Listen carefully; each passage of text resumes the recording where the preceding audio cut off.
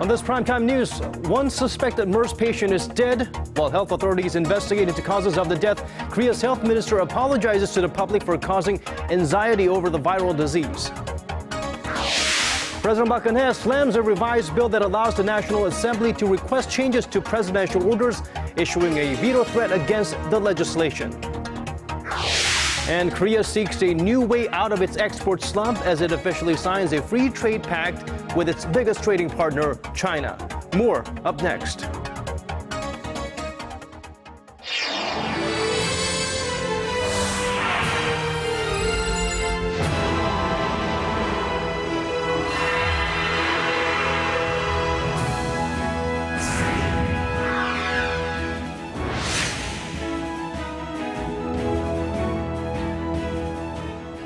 Hello and welcome to Primetime News on this Monday, June 1st. I'm Hwang Ji-hye. And I'm Daniel Che. Thank you for joining us.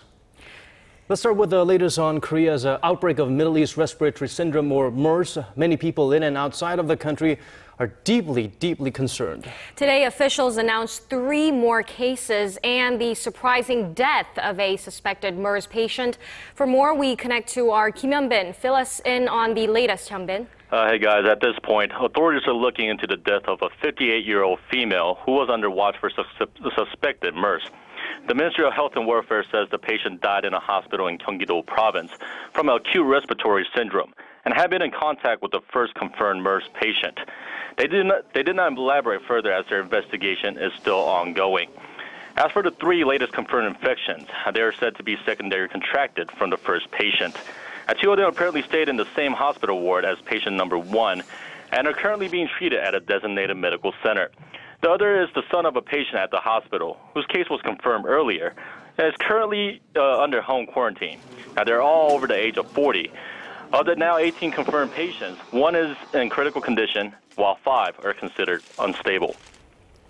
And of course, the attention of the world, especially China, is this one patient who traveled to that country. And do we have any word on his condition, Hyun-bin? And could you tell us what measures the Chinese authorities are taking? Well, initially, he seemed to be doing well after being taken to a hospital in Gyeonggi-do Province. But China's Xinhua news agency reported Monday that his condition had deteriorated after developing a high fever. Now, Chinese health officials have isolated some 64 people who came in contact with him, but are having trouble tracing more than 10 people who boarded the buses he took to Kwangdong. Now, to prevent more MERS patients from leaving the country, the South Korean government has placed a temporary travel ban on anyone under quarantine. The health ministry says this week is critical because the 14-day incubation period from the first patient ends on Wednesday. So we'll see if MERS spreads or subsides here in Korea. Now, ministry officials have also vowed to pursue all government and civil-level efforts to prevent tertiary infections.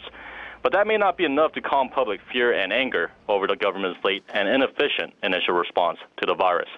Back to you guys. All right, thanks for that, Hyun-bin. And today, the country's health chief issued an apology over the outbreak as the government and lawmakers tried to curb public fear and contain the virus. The apology may be too little, too late. For more on these efforts, better monitoring, greater international cooperation, and more, we turn to our Kim Hyun-gil. On Monday, Health and Welfare Minister Moon Young-pyo said the government is mobilizing all its resources to prevent the spread of MERS in Korea. This week will be a critical juncture in determining whether MERS will continue to spread or subside. I apologize for causing anxiety among our citizens. The government and the ruling Saenuri Party agreed to work together on enhancing monitoring systems and on increasing cooperation with foreign countries to confirm virus variations. The rapid spread of MERS in Korea has incited social media rumors over the hospitals involved, as well as misinformation about symptoms. According to the ruling party, these rumors reveal the government's weak initial response. Many people don't even know the exact symptoms of MERS, and misinformation is spreading quickly in cyberspace. This shows the government's inexperience and the public's lack of trust. President Park Geun-hye also called on government agencies and the Joint Task Force to enhance preventative measures and demanded a thorough inspection of passengers arriving in and departing from Korea. In addition to fighting the MERS outbreak, Korean officials have been contending with a live anthrax sample mistakenly sent to a U.S. airbase in Korea. Health Minister Moon promised to track down anyone who may have been exposed to the bacteria.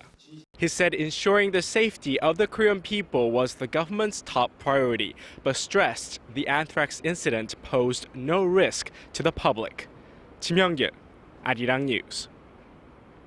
And moving on to local politics, the presidential office blasts a bill passed by the parliament that allows lawmakers to request changes to executive orders. Now that points to President Park's possible veto against the bill. Choi Yoo-sun has more.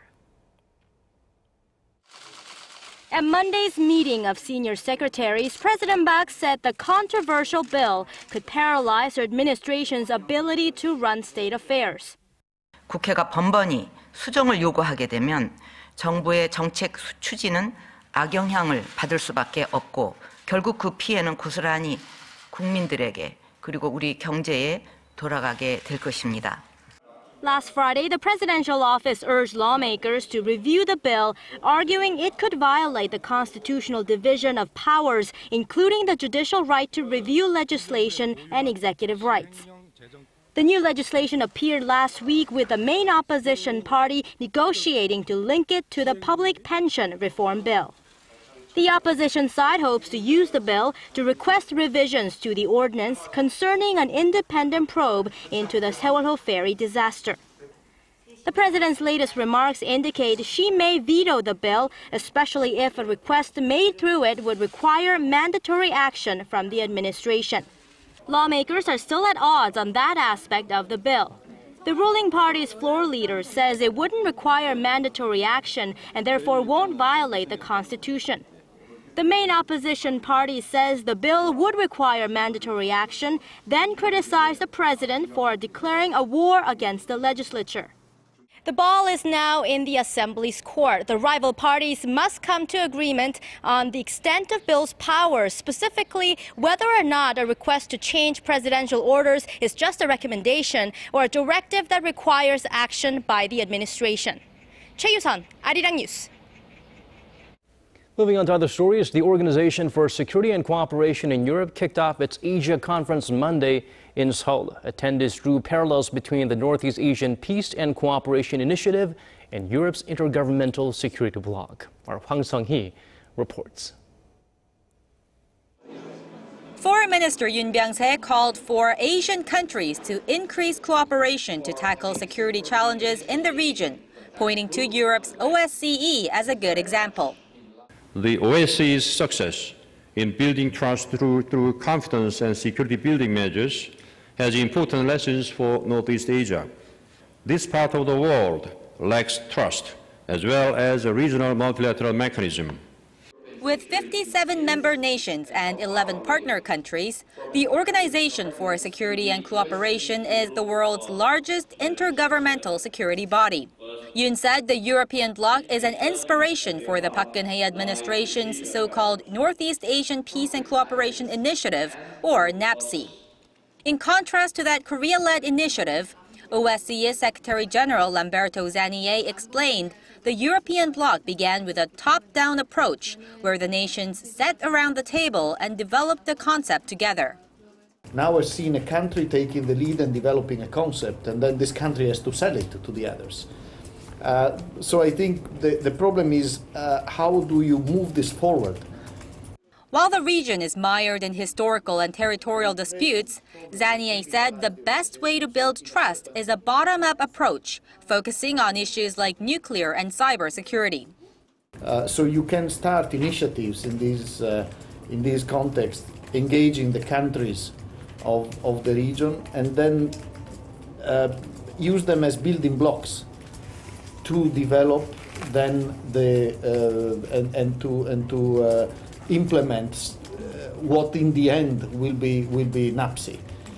The visiting OSCE chief added that NAPSI should touch on issue of interest to all countries in the region. Hwang Sang-hee, Arirang News. Meanwhile, President Park Geun-hye has reportedly said she wants to improve ties with Japan this year, marking the 70th anniversary of World War II and the 50th anniversary of normalizing Korea-Japan diplomatic ties. This, according to former Foreign Minister Yoo Myung-hwan, who spoke at a press conference after a group of former Korean and Japanese officials met with the president on Monday.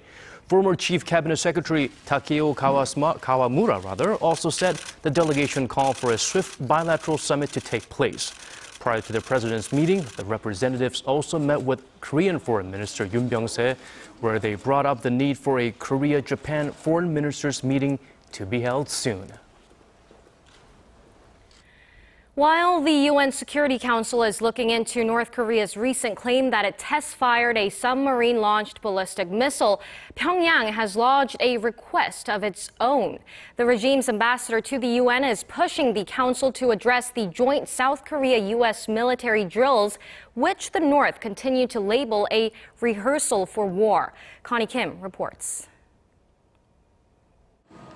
Failure to hold an emergency meeting to address the South Korea-U.S. joint military exercises would prove the council is Washington's political tool.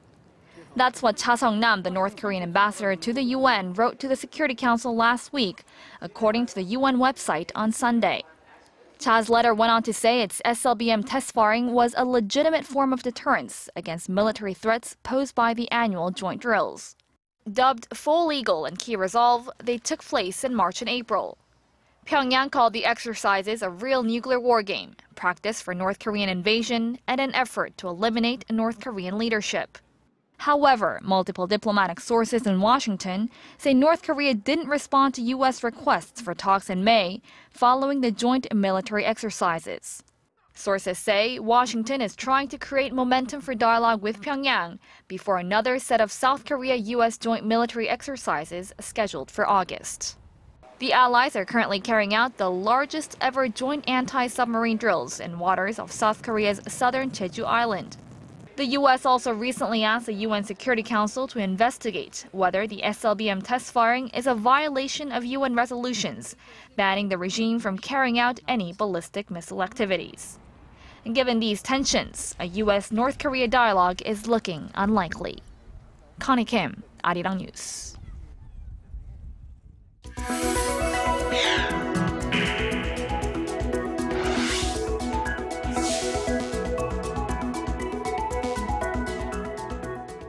The Korea-China free trade deal is a step closer to implementation as the two sides officially signed their pact today. Once in effect, the deal will get rid of tariffs on more than 90% of goods from both countries in the next 2 decades. Kwon So-ah has the details. It's been 3 years since official negotiations began. Now, more doors will open for trade between Korea and China 23 years after establishing diplomatic ties. The agreement will deepen and advance economic cooperation between China and South Korea and safeguard important arrangements and guarantees. Korea's Trade Minister Yoon Sang-jik told reporters that the agreement will create a $12 trillion market and give businesses in both countries immense opportunities for growth.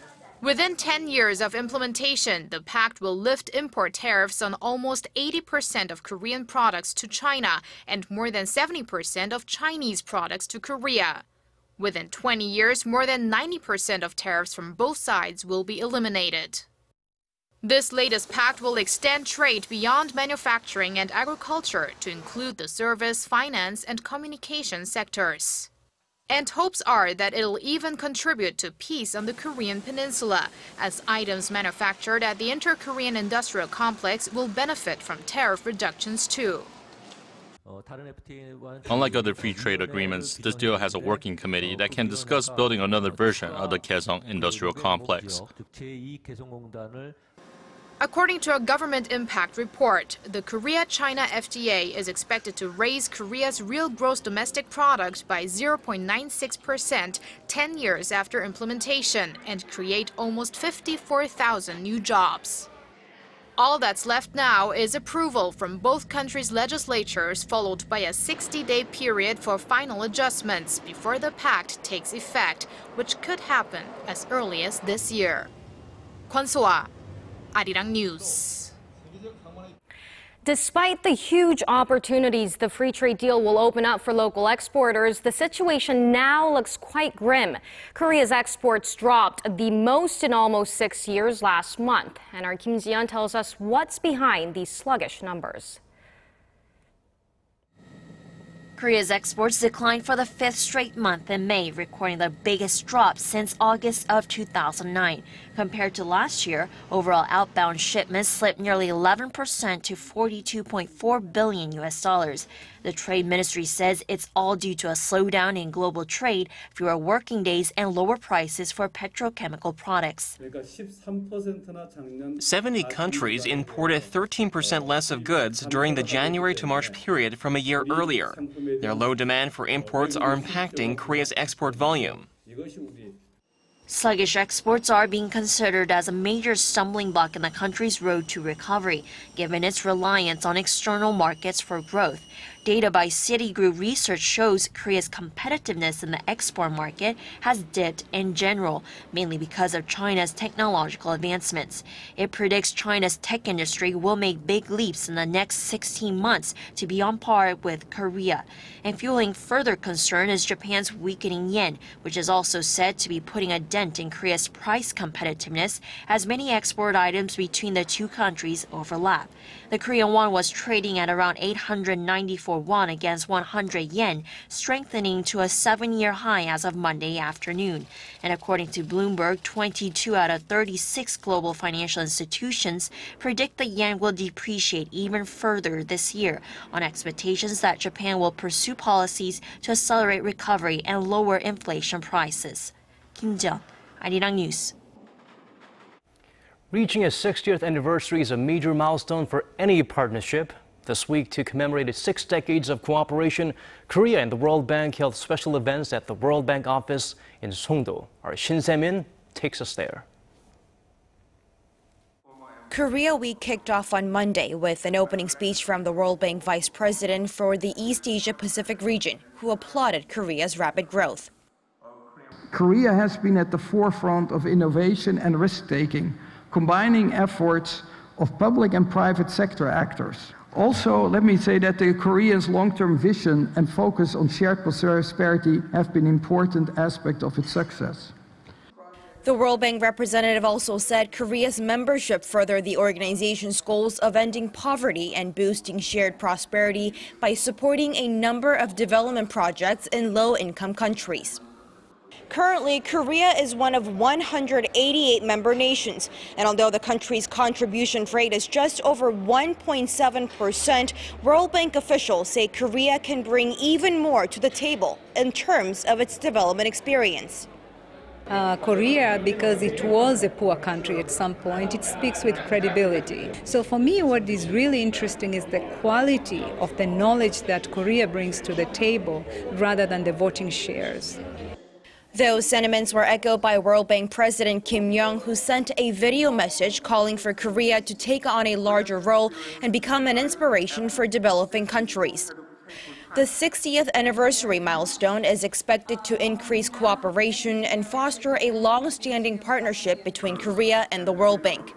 Events run until Friday and include sessions on topics ranging from climate change to leadership to information and technology. Shin Se-min, Arirang News, Songdo. Shifting gears now, summer is right here. That means sun, the sea, and the sand. And normally beaches in Korea open in early July. That's when summer heat reaches its peak, right? That's right. But with summer coming early this year, the city of Busan has decided to pull up some of the beach openings. 3 of the 7 major beach resorts in Busan officially opened on Monday, including the ones in Haeundae, Songdo, and Songjeong. The Haeundae Beach celebrated its 50th anniversary this year with a special opening ceremony attended by the mayor and other city officials. The sandy beach along Haeundae has been expanded to more than twice its original size, to 90 meters, after undergoing a large-scale restoration project. The remaining 4 beaches in Busan are set to open on July 1st.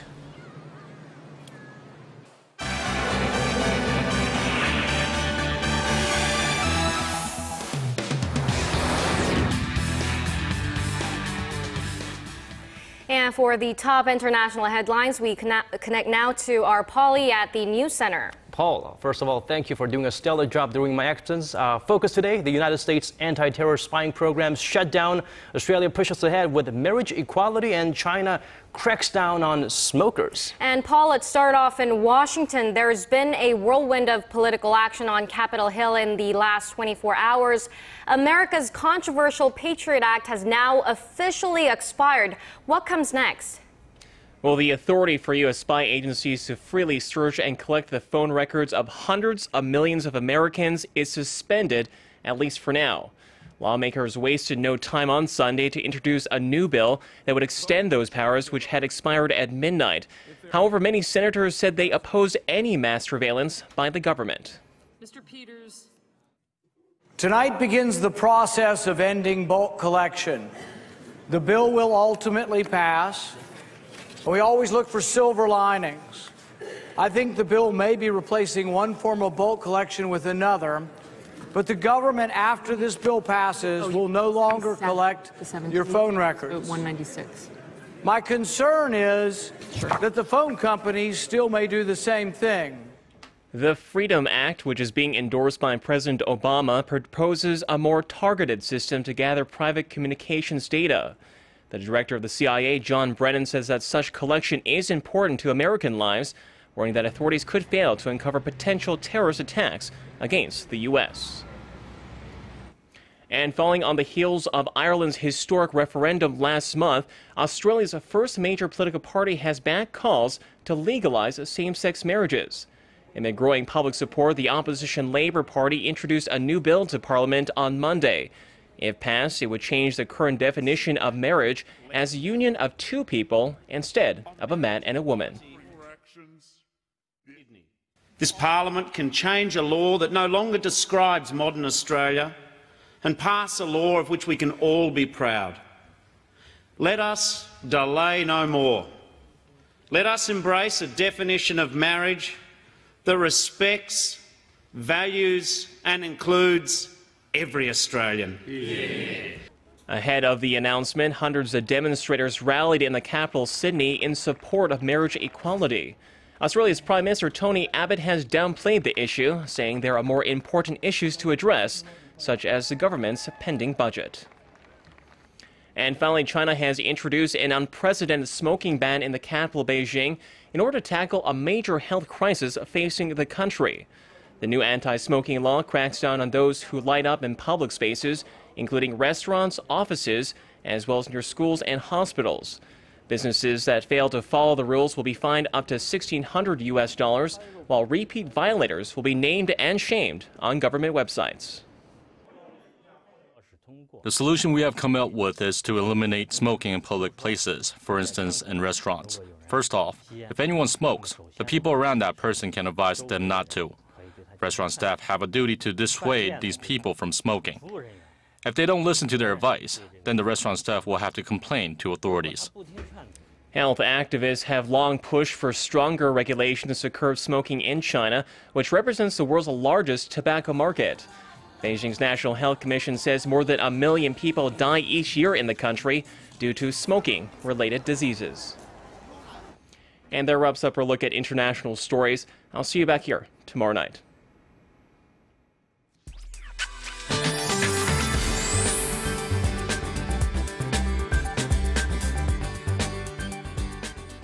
Last month was the hottest May since 1973. On average, temperatures were 1.4 degrees higher than usual. And here in Seoul, 4 days had readings of over 30 degrees, which is the record for most days after 1908 since data was first taken.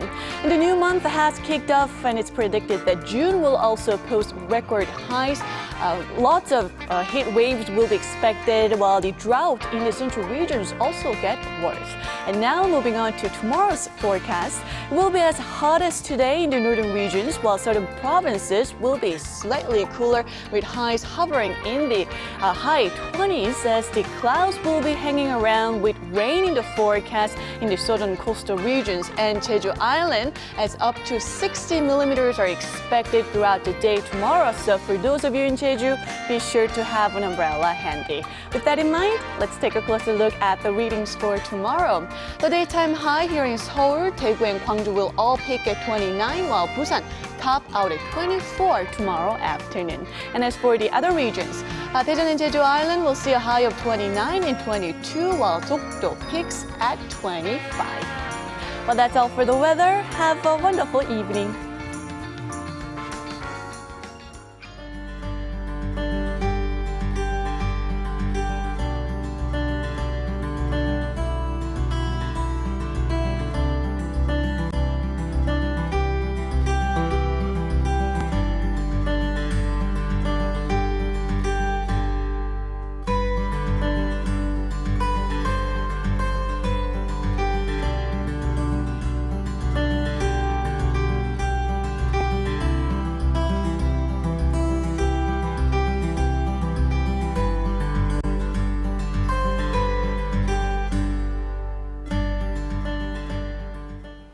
And that's all for this edition of Primetime News. Thank you for staying with us. This has been Daniel Choi. And I'm Hwang Jie. Please join us at the same time tomorrow. Goodbye for now.